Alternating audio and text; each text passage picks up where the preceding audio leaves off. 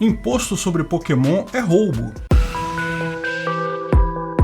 Esse é o Visão Libertária, sua fonte de informações descentralizadas e distribuídas. Finalmente, uma boa decisão do STF. STF ANCAP confirmado. A ministra Carmen Lúcia determinou que o governo não pode cobrar impostos sobre o jogo de cartas Pokémon Trading Card Games, ou TCG, ou em português, cartas para jogos de trocar. O jogo Pokémon TCG é um jogo de cartas bastante complexo, com várias variações e formas de jogar. O jogo em si é vendido por preços que variam entre 50 e 300 reais, dependendo da edição, e além disso você pode comprar pacotes avulsos por preços a partir de 15 reais. Lógico, imposto é roubo, sempre, todas as vezes. Toda cobrança de impostos é indevida. Portanto, cobrar impostos sobre cartas de Pokémon também é um absurdo e a decisão está perfeitamente alinhada com a ética libertária. Mas sabemos que o governo não costuma concordar com isso. Na visão deles, imposto é algo importante. Você deve coisas ao governo simplesmente por ter nascido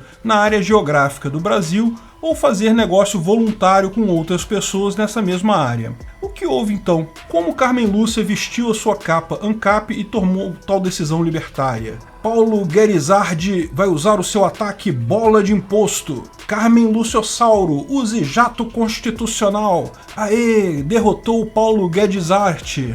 Bem, vale a pena entender um pouco sobre o que são tributos do ponto de vista da legislação positivista brasileira e principalmente quais são as pouquíssimas exceções que a Constituição brasileira nos dá no que tange a tributos. Sim, até o próprio Estado fica tão chocado com o quão imoral é o ato de tributar alguma coisa, de cobrar impostos, que até eles mesmos que vivem de impostos colocaram alguns limites nessa palhaçada positivista. Importante ressaltar que nada do que eu falar aqui é consistente com a ética libertária. Do ponto de vista libertário é muito simples. É ilegítimo iniciar violência contra pessoas pacíficas. Imposto é exatamente isso. Você usar violência, você pegar patrimônio de alguém que é uma pessoa pacífica, que não está fazendo nada de errado. Isso é profundamente antiético. Porém, pode ser algo interessante entendermos como os positivistas encaram essa coisa para a gente saber o que tem nisso daí, né? Eventualmente, até você pode se safar de pagar algum imposto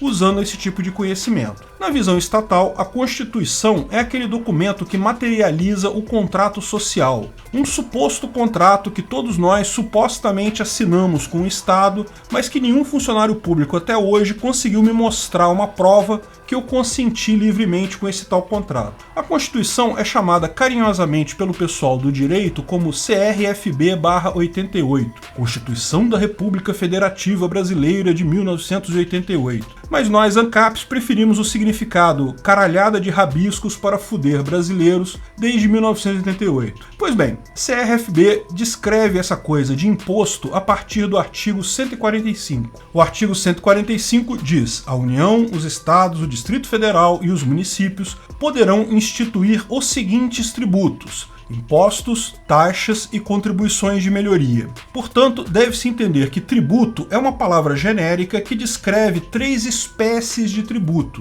Imposto é aquele tributo que é cobrado quando o governo cobra alguma coisa para se financiar. Portanto, não há nenhuma contrapartida do governo para impostos. Muita gente acha que, por exemplo, o IPVA, aquele imposto caro que você paga por ter um carro todo ano, é para manter as estradas. Não, imposto não tem relação com nada que o governo faça. Imposto é só para financiar o governo. Ele não precisa retornar nada do seu imposto. É só roubo mesmo. As taxas, ao contrário, é quando o governo supostamente retorna alguma coisa para você. Ele presta um serviço para você. Por exemplo, se você resolve entrar na justiça contra outra pessoa, você vai estar usando a justiça estatal, que é um serviço que o Estado presta para você. Você tem que pagar as chamadas taxas processuais. Em tese, você só paga quando você usa o Estado para alguma coisa. Deveria ser algo voluntário, você só usa quando você quer. O problema é que muitas vezes o Estado te obriga a pagar uma taxa, é mesmo. Por exemplo, se você quer abrir uma loja, você precisa ter um alvará para sua empresa. Mas isso não é um serviço que você voluntariamente está pedindo ao Estado. O Estado te obriga a ter um alvará. Então você é obrigado a pagar ao governo para abrir a sua empresa em última análise. Existe uma zona cinzenta, portanto, entre imposto e taxa. Contribuição de melhoria é algo ainda mais esdrúxulo, felizmente é pouco usado aqui no Brasil. Os artigos seguintes da Constituição estabelecem que matéria tributária tem que ser aprovada por lei complementar, que é uma lei um pouco mais difícil de aprovar do que a lei ordinária. Portanto, aqui já tem um primeiro limite. O governo não pode instituir um imposto, por exemplo, usando uma medida provisória, ou mesmo uma lei ordinária, apenas a lei complementar. A diferença é que a lei ordinária é aprovação por maioria simples no Congresso. Na hora de votar, se mais de 50% dos deputados presentes na sessão votarem sim, aquela lei é aprovada. A lei complementar, por outro lado, exige maioria absoluta, ou seja, tem que ter o voto de mais de 50% de todos os deputados, independente de quantos estão presentes na sessão. Veja a diferença. Suponha que, numa determinada sessão, 300 deputados estão presentes. Se forem votar uma lei ordinária, essa lei precisa de 151 votos. 50% seria 150, como precisa mais do que 50%, seriam 151 votos para aprovar uma lei ordinária. Agora, para aprovar uma lei complementar, precisaria de 50% do total de deputados. Como são 513 deputados no total, a lei complementar precisa de 257 votos favoráveis para ser aprovada. Não interessa quantos deputados estão presentes. Mas as principais limitações ao direito de tributar estão no artigo 150. É vedado à União, aos estados e aos municípios, e aí elenca um monte de restrições e limitações sobre como os impostos podem ser cobrados. Hoje, vamos nos concentrar no inciso 6º. É vedado instituir impostos sobre.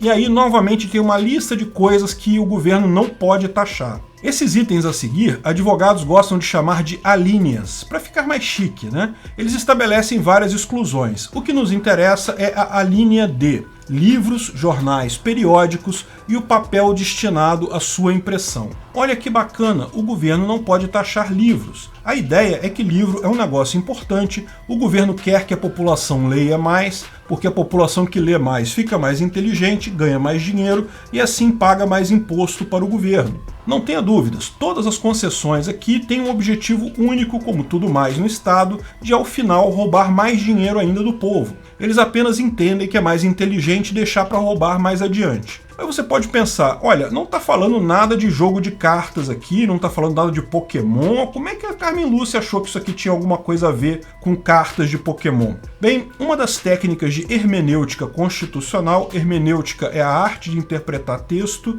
hermenêutica constitucional é a arte de interpretar o texto da Constituição, ela diz o seguinte, você tem que levar em conta a motivação do constituinte originário. Quem que é o constituinte originário? Bem, eram os deputados que foram eleitos lá em algum momento, lá dos anos 1980 e alguma coisa, justamente para escreverem a Constituição. Foi eleito um Congresso só para isso. Sim, não basta obedecer ao que está escrito diretamente na lei, deve-se entender o que o constituinte tinha em mente quando escreveu aquilo. Mas espera, eram 500 e tantos constituintes, Aécio Neves era constituinte, Lula era constituinte, tem uma montanha de corruptos lá que era constituinte. Como imaginar o que esse povo pensou na hora de escrever esse artigo? Se é que pensaram alguma coisa, isso aí não foi alguém dando propina para alguém para provar isso daí. Bem, existem os anais da Assembleia Constituinte. Eles registram tudo o que foi discutido no Congresso nessa época, e sim, isso serve como base para a interpretação da Constituição.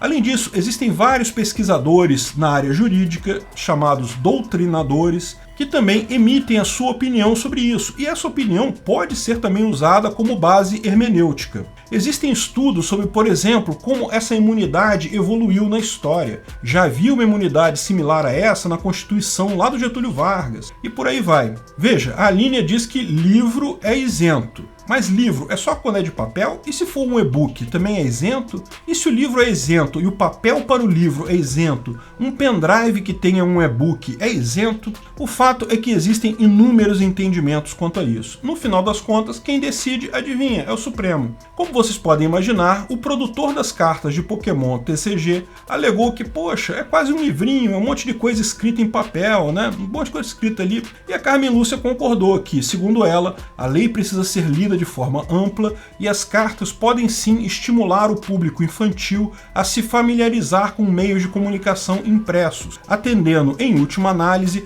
à finalidade do benefício tributário, assentiu a ministra. Ou seja, o que ela quis dizer é que crianças brincando de Pokémon TCG vão se acostumar a ler coisas em papel e isso pode ajudar elas a ler livros no futuro. Olha que coisa bacana. Mal sabe ela que quem joga Pokémon TCG tipicamente é adolescente, adulto, jovem. Criança raramente se interessa por Pokémon. Bom, você pode concordar ou discordar do valor das cartas Pokémons para incentivar a leitura, mas lembre-se, em decisões passadas já se admitiu até que álbuns de figurinhas também são isentos conforme essa linha. Então, meu amigo, é perfeitamente justo. Enfim, na minha visão puramente filosófica, o mundo é um grande livro, onde nós aprendemos coisas novas a cada dia. Cada dia de nossas vidas é uma página que viramos com aprendizados e novas ideias. Sim, a nossa vida é um livro. Exatamente por isso, 100% das coisas que fazemos deveriam ser enquadradas como imunes a impostos, conforme o artigo 150, inciso 6º,